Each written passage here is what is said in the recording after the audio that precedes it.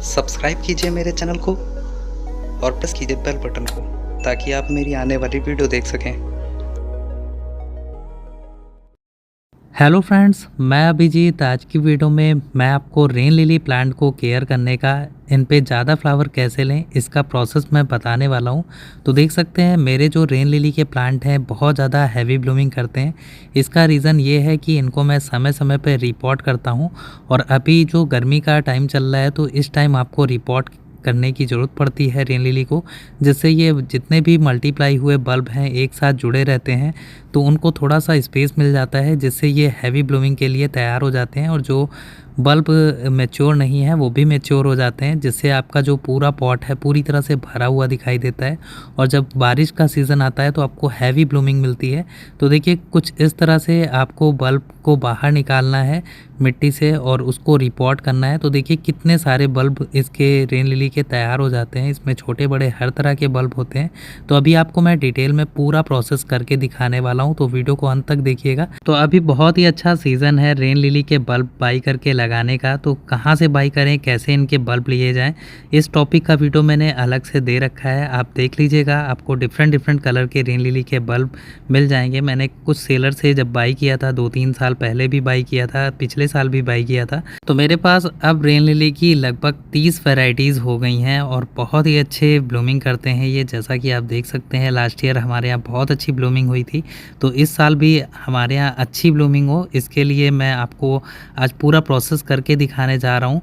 तो चलिए स्टार्ट करते हैं और पूरे प्रोसेस को आपको दिखाते हैं। तो देखिए कुछ इस तरह से रेन लिली के जो बल्ब हैं वो मल्टीप्लाई हो जाते हैं, और फिर उसके बाद आपको हर साल रिपोर्ट करने की ज़रूरत पड़ती है। रिपोर्टिंग से आप इनकी सॉइल मिक्स भी चेंज करते हैं, जिससे इनको ग्रोथ अच्छी मिलती है, जिससे आपके प्लांट पे फ्लावरिंग ज़्यादा मिलती है। तो देखिए इनके बहुत सारे लीव्स आ जाते हैं। तो सबसे पहले तो इनकी लीव्स को कट करने की ज़रूरत होती है।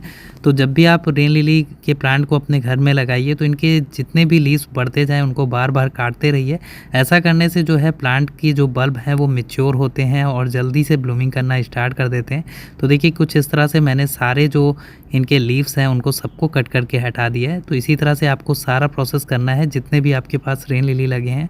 तो जो मैं प्रोसेस आपको अभी बता रहा हूँ वो आपको भी कर लेना है, क्योंकि बारिश आने से पहले ये काम कर लेंगे तो आपका जो रेन लिली का बल्ब है बहुत अच्छी ब्लूमिंग देगा। तो सबसे पहले हम पॉट के किनारे हल्की हल्की गुड़ाई कर लेंगे। गुड़ाई करने से क्या होता है, मिट्टी थोड़ी सी ढीली हो जाती है, जिसके कारण जो बल्ब है वो आसानी से पॉट को छोड़ देता है। तो कुछ इस तरह से देखिए मैंने मिट्टी को ढीली कर लिया और अब पॉट को पलट के कुछ इस तरह से मैंने बल्ब को बाहर निकाल लिया है। तो देखिए ये कितने ज़्यादा अच्छे से ग्रो हो गए हैं। तो मैंने इसमें एक बल्ब लगाया था लास्ट ईयर। कुछ ऐसी वैरायटीज़ भी होती हैं जो बहुत धीमे मल्टीप्लाई होती हैं, तो कुछ वैरायटीज़ ऐसी होती हैं जो कि सस्ती मिलती हैं, कॉस्टली नहीं होती हैं, वो जल्दी जल्दी मल्टीप्लाई भी करती हैं और ढेर सारे आपको ब्लूमिंग भी देती हैं। तो इसी तरह मैंने कई सारी वैरायटियाँ ली थी जो कि काफ़ी कॉस्टली भी थी। तो रेन लिली में कई सारी वैरायटियाँ आती हैं जो कि काफ़ी कॉस्टली हैं और उनकी रंग देख के आप बहुत ज़्यादा अट्रैक्ट हो जाएंगे। तो बहुत सारी वैरायटियाँ हैं, आप लेना चाहें तो ले लीजिएगा। मैंने डिस्क्रिप्शन में लिंक दे दिया है, आप चेक कर लीजिएगा कहाँ से बाई किया जाएगा। तो देखिए कितने सारे इसमें बल्ब हैं। तो मैं सारे बल्ब को आराम से धीमे धीमे करके इस तरह से अलग कर ले रहा हूँ। तो आपको ध्यान रखना है जब भी बल्ब को निकालिए तो इसी तरह से आराम से रिलैक्स होके निकालिए। जल्दी से निकालेंगे तो कुछ बल्ब डिस्टर्ब हो सकते हैं, ख़राब हो सकते हैं। तो इस तरह से देखिए मैंने बल्ब को सारे अलग कर लिया है। आप चाहें तो इन बल्ब को अलग अलग पॉट में शिफ्ट कर सकते हैं, ये और भी ज़्यादा फिर से मल्टीप्लाई होके और भी प्लांट तैयार हो जाएंगे। तो देखिए बहुत सारे बल्ब हैं और इसमें मैच्योर बल्ब काफ़ी सारे हो गए हैं। तो बहुत सारे मैच्योर बल्ब होने के साथ साथ आप चाहें तो कई सारे पॉट में लगा सकते हैं। तो ये देखिए हमने इनको अलग कर लिया है। तो इसमें कुछ छोटे बड़े बल्ब हर तरह के हैं, देखिए काफ़ी हेल्दी से बल्ब हैं। और ये देखिए ये ख़राब नहीं होते हैं, रेन लिली बहुत ही आसानी से ग्रो हो जाती है। तो देखिए कितने सारे मैंने बल्ब को निकाल लिया है और एक बल्ब से कितने सारे बल्ब तैयार हो जाते हैं, ये देख सकते हैं। तो बहुत ही आसानी से ग्रो हो जाता है। इसीलिए ये थोड़े कॉस्टली इसीलिए मिलते हैं क्योंकि ये एक परमानेंट प्लांट होता है, बल्ब मल्टीप्लाई भी करता है। तो अब हम क्या करेंगे, इसकी जो मिट्टी हमने निकाली है उसमें से पहले खरपतवार निकाल लेंगे, जितनी भी रूट्स वगैरह हैं। तो देखिए इसको पहले हम बारीक कर लेंगे। तो इस तरह से हमने निकाल लिया। अब हम लेंगे गोबर की खाद जो अच्छे से डिकम्पोज होनी चाहिए, लगभग 1 से 2 साल अच्छे से डिकम्पोज हुई हो, अच्छे से सड़ गई हो, ताकि जो हमारा प्लांट है अच्छे से ग्रो करे। आप कच्ची खाद लेंगे तो आपके प्लांट को डिस्टर्ब कर सकता है। बल्ब वाले प्लांट के लिए ध्यान रखना है, अच्छे से डिकम्पोस्ट होने वाली ही खाद लीजिए। अब हम लेंगे साफ फंजीसाइड, लगभग 1 चम्मच के आसपास हम लेंगे और इसमें मिला देंगे। देखिए, जब भी आप बल्ब को रिपोर्ट करिए तो कोई भी फंजीसाइड मिला दीजिए। अगर फंजीसाइड नहीं है तो आप इसके अलावा नीम खली का भी यूज़ कर सकते हैं, नीम पाउडर का भी यूज़ कर सकते हैं। आप घर पे भी नीम पाउडर बना सकते हैं, पत्तियों को सुखा करके अच्छे से उसको पाउडर पेस्ट बना के आप इनमें डाल सकते हैं। तो ये देखिए, हमने जो पॉट लिया है उसमें काफ़ी अच्छा ड्रेनेज होना चाहिए। जो भी आप पॉट ले रहे हैं उसमें आसानी से पानी निकल जाए, ऐसा पॉट लीजिए, क्योंकि बारिश के मौसम में पानी अगर रुकेगा तो आपके जो रेन लिली है उसकी ग्रोथ ख़राब होगी, जो बल्ब हैं वो ख़राब हो जाएंगे। तो अब हम इसमें देखिए आधा मिट्टी भर लिया है हमने। तो आधा मिट्टी भरने के बाद अब हम क्या करेंगे कि इसमें हम बल्ब को लगाएंगे। तो हम जितने भी बड़े बड़े बल्ब हैं, जो मैच्योर बल्ब हैं, उनको बीच साइड लगाएंगे, बीच में लगाएंगे। तो सारे हम बड़े और छोटे बल्ब को देखिए सेपरेट कर लिए हैं। इधर साइड देखिए मेरे हाथ में छोटे वाले बल्ब हैं और ये देखिए ये सारे मैच्योर बड़े वाले बल्ब हैं। तो इनको मैं मिड में लगाऊंगा, बाकी किनारे किनारे छोटे वाले बल्ब लगाऊंगा ताकि उनको ज़्यादा स्पेस मिल सके और अच्छे से वो मैच्योर हो सके। तो चलिए अब हम इनको लगाते हैं। पॉट में हमको कुछ इस तरह से इनकी जो रूट्स वाला पोर्शन है आपको कुछ इस तरह से लगाते जाना है, रखते जाना है। आपको ध्यान रखना है कि बहुत ज़्यादा गहराई में भी बल्ब को ना लगा दीजिए, एकदम तल में। मैंने इसीलिए आधी मिट्टी भरी है ताकि इसमें अच्छे से इनको हम सेट कर सकें। तो ये देखिए हम सारे बल्ब को कुछ इस तरह से सेट कर देंगे। तो बहुत ही आसान होता है रिपोर्ट करना, बहुत कठिन काम नहीं है, आप बहुत आसानी से कर सकते हैं। बस आपने अगर टाइमली इनको कर लिया तो आपको ढेर सारी फ्लावरिंग मिलेगी। तो कुछ इस तरह से हम सेट करते जाएंगे लाइन से।